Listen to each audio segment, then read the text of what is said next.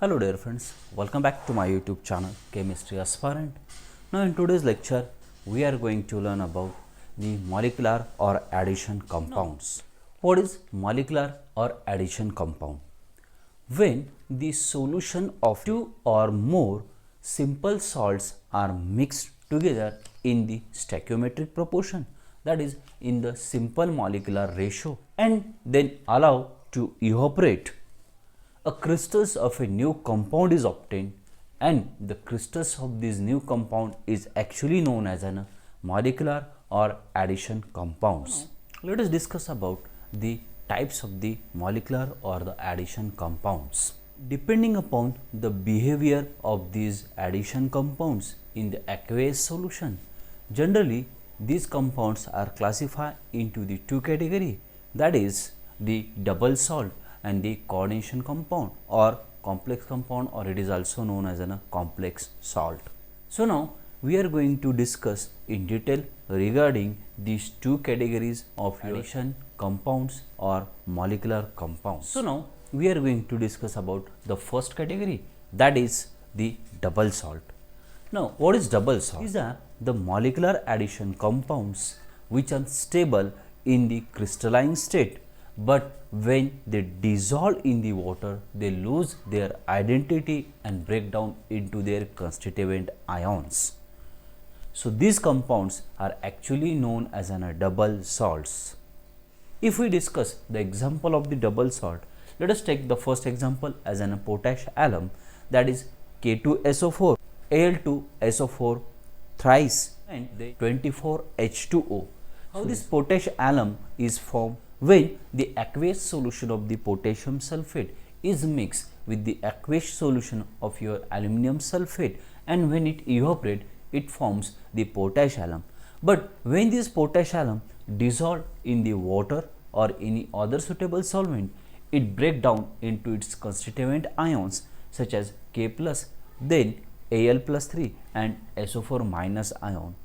So when this potash alum dissolves in the water, it loses its identity completely and break down into their constituent ion such as potassium, then aluminium, and then the sulphate ions. Hence, these potash alum act as a double salt. Let us consider the second example, that is Mohr salt, that is FeSO4, then NH4 2 times SO4 6 H2O. So how this Mohr salt is formed? When the aqueous solution of the ferrous sulphate mix with the aqueous solution of a aluminum sulphate, and when it evaporates, it forms the Mohr salt. But when this Mohr salt is dissolved in the water, it breaks down into its constituent ion such as Fe plus 2, then ammonium ion, that is NH4 plus, and SO4 minus ion. So when the Mohr salt is dissolved in the water, it loses its identity completely and break down into its constituent ion. Hence, Mohr salt is an example of your double salt. Now, let us discuss the third example of your double salt, Carnalite, that is KCl, then MgCl 6 H2O. So when the aqueous solution of the potassium chloride mix with the aqueous solution of your magnesium chloride and evaporate, it forms this Carnalite, and when this Carnalite is dissolved in the water or any suitable solvent, it again break down into its constituent ion such as potassium ion, then magnesium ion, and the chloride ion. So when the Carnalite is dissolved in the water, lose their identity completely as it dissociate into the potassium ion, magnesium ion, and the chloride ion. Hence, it is the example of the double salt. So, from the definition of the double salt and the example that we have studied till now, we have the few important key points. So, let us know about these three important key points. So, the first, always remember that the double salt exists in the crystalline state. Now, second point, double salt lose their identity when dissolved in the suitable solvent. The double salt break down into its constituent ions. So these are the three important key points that you must remember regarding the double salt. So now let us know about the second type of the addition compound, that is the coordination compound, which is also known as a complex compound or a complex salt. So now what is coordination compound or the complex compound? These are the molecular or addition compound which when dissolved in water or any other solvent do not lose their identity and does not break down into its constituent ion. Now such compounds are actually known as a coordination compound or complex compound or a complex salt. Now let us consider the first example, that is potassium ferrocyanide. Potassium ferrocyanide is obtained from the ferric cyanide and the potassium cyanide.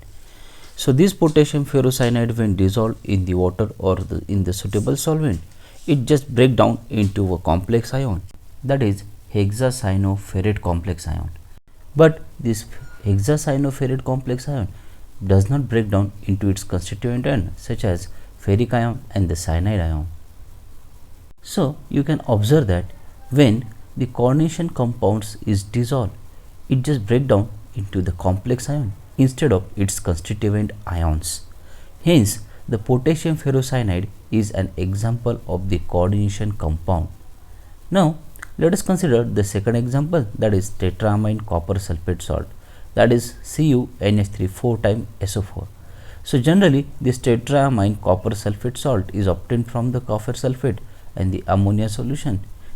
Now when this tetraammine copper sulphate compound dissolve in water or in the suitable solvent, it again gives one complex ion, that is tetraammine copper complex ion. But this tetraammine copper complex ion does not break down into its constituent ion such as the Cu+2 and NH3+3.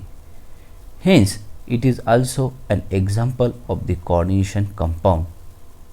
So, by the definition and the example of the coordination compound, again we will have three important key points. Now let us discuss about these three important key points.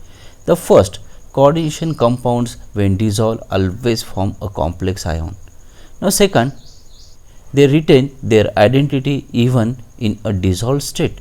And the third, they does not break down into its constituent ion. So these are the three important key points that we have considered for the coordination compound. So this is all about double salt, coordination compound, molecular or the addition compound. Thank you so much for watching this video. See you in my next video.